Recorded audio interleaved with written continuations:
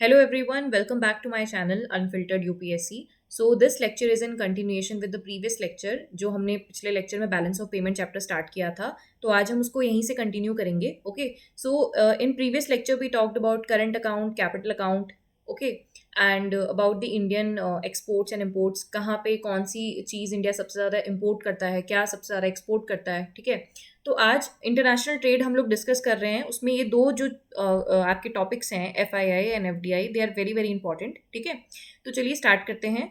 Okay, सो सबसे पहले let's talk about foreign portfolio investors. ठीक है, इसको समझते हैं. पहले तो आपको इसका दूसरा नाम पता होना चाहिए. फॉरेन पोर्टफोलियो इन्वेस्टर को फॉरेन इंस्टीट्यूशनल इन्वेस्टर ये कहा जाता है. दो नाम है इसके. ठीक है, दोनों सेम ही है. अगर एग्जाम में FII आ जाए तो आपको समझ जाना है कि FPI की बात हो रही है. ठीक है, देखो सिंपल है. फॉरेन पोर्टफोलियो इन्वेस्टर्स, इसकी डेफिनेशन क्या है? It is a foreign entity registered with SEBI who buys up to 10% in equity and shares of an Indian company. ठीक है, so basically foreign portfolio investors क्या हुए आपके? देखो, ये फॉरेन इंडिविजुअल्स हो गए या इंस्टीट्यूशंस. देखो, इन्वेस्टर्स आपके जो हैं एज एन इंडिविजुअल भी हो सकता है या कोई कंपनी भी इन्वेस्ट कर सकती है. बट कंडीशन क्या है कि वो सिर्फ 10% आपके इक्विटी में इन्वेस्ट करेंगे. ठीक है, मान लो कि कोई फॉरेन कंपनी है हमारी, ठीक है, US की कोई कंपनी है, वो इंडिया की किसी कंपनी में इन्वेस्ट कर रही है. इंडिया की जो कंपनी है उसमें शेयर्स खरीद रही है, तो वो क्या हो जाएगी? FPI हो जाएगी.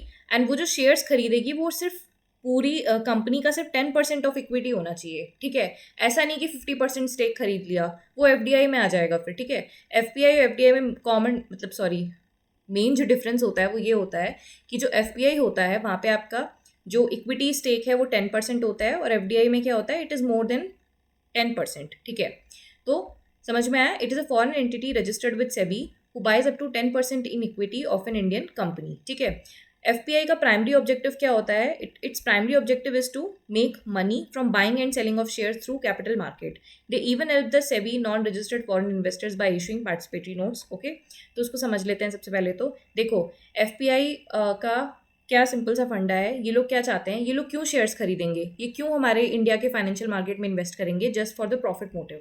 ठीक है, FDI का भी प्रॉफिट मोटिव ही होता है, लेकिन इसको अभी थोड़ा साइड में रखते हैं. FPI का तो प्रॉफिट मोटिव के लिए ही होता है. ठीक है, इनका जो इन्वेस्टमेंट होता है हमारे इंडियन फाइनेंशियल मार्केट में, ये काफ़ी शॉर्ट टर्म के लिए होता है. जब इनको लगता है कि हाँ, अब शेयर्स के प्राइसेस हायर जा रहे हैं या फिर प्रॉफिट होने की चांसेस हैं, तो ये तुरंत शेयर्स जो हैं अपने सेल आउट कर देंगे.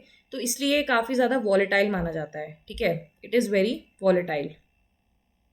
ठीक है, दूसरा ये क्या हेल्प करते हैं? ये सेबी, देखो कुछ फॉरेन इन्वेस्टर्स हमारे क्या होते हैं ना, इन्हें ना बिना सेबी में रजिस्टर किए इंडियन के इंडियन शेयर्स खरीदने हैं, इंडियन कंपनी के शेयर्स खरीदने हैं. ठीक है, तो वहाँ पे क्या काम आता है? वहाँ पे काम आता है आपका पार्टिसिपेटरी नोट्स. ठीक है, वहाँ पे ये चीज़ काम आती है. तो जैसे मान लो कोई एक इंडिविजुअल है जो सेबी में रजिस्टर नहीं करना चाहता, बट स्टिल ही और she wants to invest in Indian market, तो वो किसका सहारा लेंगे? FPI का. इसके थ्रू ये लोग क्या करेंगे? ये पार्टिसिपेटरी नोट्स इशू कराएगा FPI, एंड देन उसके बाद ये लोग इंडियन मार्केट में इन्वेस्ट कर सकते हैं. ठीक है, तीसरा लाइन क्या है? FPI investors hopeful to get better returns in other countries share. He may quickly sell his Indian security and run away. The flight of money is called hot money. ठीक है, तो ये मैंने बता दिया था कि इनका जो प्राइमरी ऑब्जेक्टिव होता है वो प्रॉफिट मोटिव है. जब इनको लगेगा कि सेल्स की जो वैल्यू है वो काफ़ी ज़्यादा हाई जा रही है, तो ये तुरंत उसको बेच देंगे. तो इसलिए जो FPI होता है वो स्टेबल नहीं माना जाता. इट इज़ वेरी वॉलेटाइल, और इसलिए इसको क्या बोलते हैं? Hot money. ठीक है, ओके, नेक्स्ट टॉपिक है हमारा फॉरेन डायरेक्ट इन्वेस्टमेंट. तो FDI is the investment made by the foreign entity into a Indian company with the objective to get involve in the management and production of that Indian company. ठीक है, तो FDI again क्या हो गया? इसमें क्या होता है कि FDI एक इन्वेस्टमेंट है, ये भी एक तरह की, लेकिन इसमें आपको क्या करना पड़ेगा? 10% से ज़्यादा इक्विटी आपको खरीदना है. मान लो कि US की कोई कंपनी है, जैसे यहाँ एग्जाम्पल भी मैंने दिया हुआ है. ठीक है, जैसे वॉलमार्ट एक US की कंपनी है, तो इन्होंने फ्लिपकार्ट के ना 77% इक्विटी खरीद ली थी. ठीक है, 77% मेजॉरिटी इक्विटी इन लोगों के पास चली गई थी. तो इसलिए ये क्या हो गया? FDI हो गया. भैया 50% से ज़्यादा इक्विटी आप खरीद रहे हो, ठीक है, तो ये किस लिए होता है? Why do they invest in are companies? क्यों?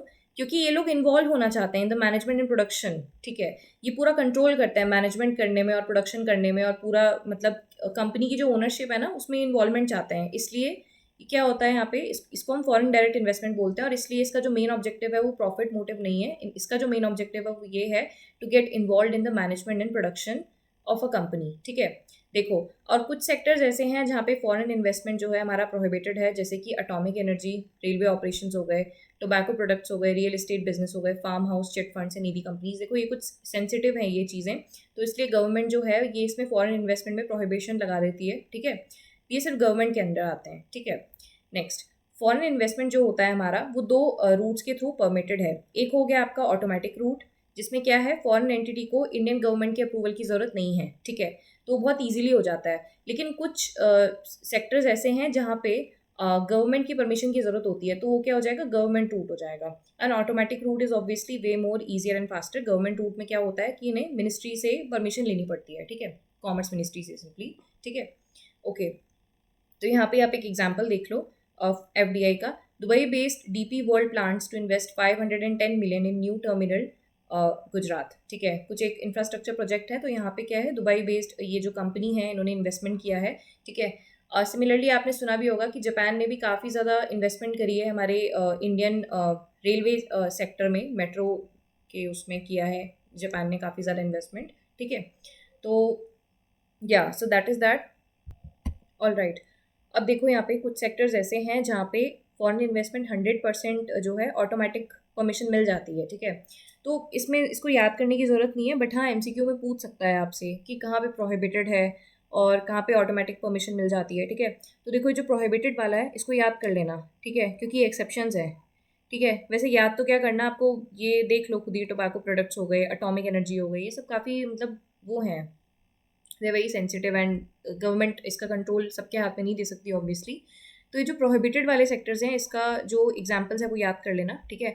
बाकी ऑटोमेटिक परमिटेड देखो फूड प्रोसेसिंग कंपनीज हैं, ऑब्वियसली इंडियन गवर्नमेंट ये हमारा जो फूड प्रोसेसिंग सेक्टर है इसको प्रमोट करना चाहती है, सो ऑब्वियसली वी वांट कि बाहर से लोग यहाँ पे इन्वेस्ट करें, ठीक है। उसके बाद हमारा एनिमल हस्बेंड्री हो गया, एग्रीकल्चर में हम लोग चाहते हैं कि प्राइवेट इन्वेस्टमेंट हो, ठीक है। तो ये सारे जो हैं इसमें गवर्नमेंट चाहती है कि अच्छे से इन्वेस्टमेंट हो, प्रॉपर इसमें कंपनीज इन्वेस्ट करे आके, ठीक है। नेक्स्ट अब देखते हैं इसको, अगेन यहाँ पे कुछ कुछ सेक्टर्स हैं ये, या so these are the sector, जैसे एआरसी कंपनीज हो गई हैं, फार्मा, बायोटेक्नोलॉजी हो गया, broadcast of non news TV channels, ठीक है। नॉन न्यूज़ टीवी चैनल्स को याद रखना, न्यूज़ टीवी चैनल्स नहीं है, नॉन न्यूज़ टीवी चैनल्स हो गए, ठीक है। तो इसको आप पढ़ सकते हो, ठीक है। कहीं ऐसे क्वेश्चन आ सकता है कि किस में प्रोहिबिटेड है और किस में नहीं है, ठीक है। तो आप एमसीक्यू ठीक से मार्क कर लेना इसमें। ओके, नेक्स्ट अब हम लोग देखते हैं एफडीआई एफपीआई, हम दोनों चीज़ें पढ़ चुके हैं, but let us see the difference, ठीक है, क्योंकि काफ़ी लोगों को कन्फ्यूजन हो सकती है। तो देखो एफडीआई में क्या होता है ना, जो टाइप ऑफ इन्वेस्टमेंट है वो क्या है, it is in real assets, physical and real assets में इन्वेस्टमेंट हो रही है। जैसे कि हमने पढ़ा था कि दुबई की जो कंपनी थी वो इंडिया के गुजरात के रेलवे टर्मिनल में इन्वेस्ट करी थी, तो ऑब्वियसली वो फिजिकल एसेट्स में इन्वेस्ट कर रही है, ठीक है। कोई मतलब, और ये जो फैक्ट्रीज वगैरह में सेटअप करती हैं, जैसे एप्पल आ गया, एप्पल ने क्या किया, फैक्ट्री वगैरह सेटअप किया बेंगलोर में, तो ये क्या हो गया, फिजिकल एसेट्स आप बना रहे हो, ठीक है। तो इनका जो टाइप ऑफ इन्वेस्टमेंट है वो फिजिकल एंड रियल एसेट्स में होता है। वाइल जो एफपीआई होता है ये तो सिर्फ प्रॉफिट मोटिव के लिए आते हैं, इन्हें शेयर्स एंड बॉन्ड्स खरीदने, और जब इनको लग रहा है कि हमें फ़ायदा हो रहा है तो ये तुरंत बेच देते हैं। तो एफपीआई का जो टाइप ऑफ इन्वेस्टमेंट है वो फाइनेंशियल एसेट्स में होता है, ठीक है। नेक्स्ट हम लोग देखते हैं कंट्रोल इन कंपनी। तो एफडीआई का आपको ऑब्वियसली आपको मालूम है 10% से ज़्यादा स्टेक अगर कोई खरीद रहा है तो वो एफडीआई में काउंट होगा। एफपीआई में क्या हो जाएगा, लेस देन 10% ऑफ स्टेक होता है और इनका कोई कंट्रोल नहीं होता, ठीक है। मतलब इनसे नहीं पूछा जाएगा, कंपनी का कोई भी बड़ा डिसीजन लिया जा रहा है, because they are not the owners of the company, but these FDI people they are the owners, ठीक है। अब स्टेबिलिटी की बात करते हैं, एफडीआई का जो इन्वेस्टमेंट होता है it is very long term and it is very stable also. लेकिन एफपीआई की अगर हम बात करें तो ये क्या होता है, it is a very short term, क्योंकि जब इनको दिखेगा कि प्रॉफिट हो रहा है तो ये तुरंत शेयर्स वगैरह बेच के भाग जाएंगे अपनी कंट्री में, ठीक है। एफडीआई का example building of factory, and FPI का क्या एग्जांपल हो गया, buying stocks on NSC, okay.